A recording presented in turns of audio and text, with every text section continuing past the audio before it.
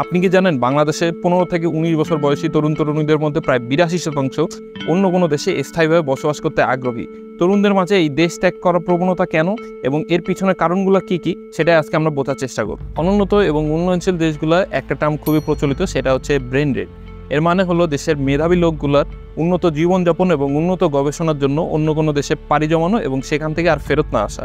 Global brain draining ইন্ডেক্সে বাংলাদেশের অবস্থান 31তম এবং ইউনেস্কোর একটা রিপোর্ট অনুযায়ী প্রায় 70 থেকে 90,000 শিক্ষার্থী প্রতি বছর অন্য দেশে পাড়ি জমায় এবং তারা আর দেশে ফিরে আসে না।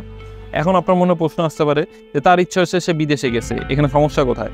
সমস্যা আছে, কারণ একজন পাবলিক ইউনিভার্সিটি স্টুডেন্টের পিছনে সরকারের ব্যয় হয় প্রায় 5 লক্ষ টাকা, বুয়েটের একজন শিক্ষার্থীর পিছনে সরকারের ব্যয় হয় প্রায় 10 লক্ষ টাকা এবং মেডিকেলের শিক্ষার্থীর পিছনে ব্যয় হয় প্রায় 15 লক্ষ টাকা। এবং এইসব শিক্ষার্থীদের প্রায় 40 থেকে 50% বিদেশে চলে যায়, যাদের কাছ থেকে ইন রিটার্নে দেশ কিছু পাচ্ছে না, যেটা দেশের জন্য একটা বিরাট লস। এই দেশ ত্যাগের যে মনোভাব, এর পিছনে একটা মেইন কারণ হচ্ছে যোগ্যতা সঠিক মূল্যায়ন না করা। রিসেন্টলি আদালত বাংলাদেশের সরকারি চাকরিতে কোটা বহালের নির্দেশ দিয়েছে, অর্থাৎ বাংলাদেশের সরকারি চাকরিতে প্রায় 56% কোটা থাকবে। এবং এই কোটা কতটা ভয়াবহ সেটা আমার নিজের একটা পার্সোনাল লাইফ এক্সপিরিয়েন্সে আপনাদের সাথে আমি শেয়ার করব। আমার অ্যাডমিশনের সময় আমি যখন রাজশাহী ইউনিভার্সিটির পরীক্ষা দিই, মোটামুটি একটা ভালো নম্বর ক্যারি করি এবং ভালো একটা ডিপার্টমেন্টে ভর্তি হই, কিন্তু পরবর্তীতে আমি জানতে পারি যে আমার একই ডিপার্টমেন্টে এমন অনেকে ভর্তি হয়েছে যাদের নাম্বার আমার অর্ধেকেরও কম, কিন্তু শুধুমাত্র একটা কোটা থাকার কারণে তারা ভর্তি হতে পেরেছে। যেখানে আমি একজন সাধারণ শিক্ষার্থী হিসেবে আর 5টা নম্বর কম পেলে হয়তো বা আমার অ্যাডমিশন হতো না, কিন্তু তারা একটা কোটার কারণে চান্স পেয়ে গেছে। তো এখানে কিন্তু যোগ্যতার সঠিক মূল্যায়ন হয়নি।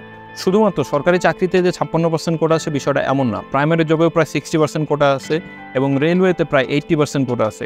এবং এই কোটার কারণে তাদের পরবর্তী প্রজন্ম কিন্তু সুবিধা ভোগ করছে, কারণ তারাও পোষ্য কোটা পাচ্ছে এবং এমন একটা লুপ তৈরি হচ্ছে যেখানে যোগ্য ব্যক্তিরা সবসময় সুবিধা বঞ্চিত হচ্ছে এবং অযোগ্যরা সবসময় সুবিধা পাচ্ছে।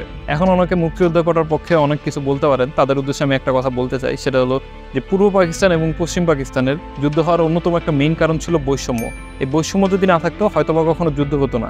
এখন স্বাধীনতার এত বছর পর আবার এই কোটার কারণে নতুন করে একটা বৈষম্য সৃষ্টি হচ্ছে। আরেকটা কথা, আপনার দাদা অথবা নানা আপনার জবের কারণে কখনো যুদ্ধে যায়নি, তারা দেশ স্বাধীন করার জন্য যুদ্ধে গেছে। তো তাদের এইটার উপর ভিত্তি করে আপনি একটা আনফেয়ার অ্যাডভান্টেজ পাবেন এবং একটা যোগ্য ব্যক্তি তার জব পাবে না, সেটা কখনো মেনে নেওয়া যায় না। এবং এই কারণে প্রতি বছর দেশ থেকে প্রায় হাজার হাজার মানুষ বিদেশে চলে যাচ্ছে এবং তারা দেশে ফিরছে না। এবং এভাবে যদি চলতে থাকে খুব দ্রুতই দেশ মেধাশূন্য হয়ে পড়বে। এই কোটা নিয়ে আপনার মতামত কি সেটা অবশ্যই কমেন্ট সেকশনে জানাতে ভুলবেন না। আমি যদি কোনো কিছু ভুল বলে থাকি অবশ্যই সেটা ক্ষমাসুন্দর দৃষ্টিতে দেখবেন এবং আমাকে ঠিক করে দিবেন। Thanks for watching.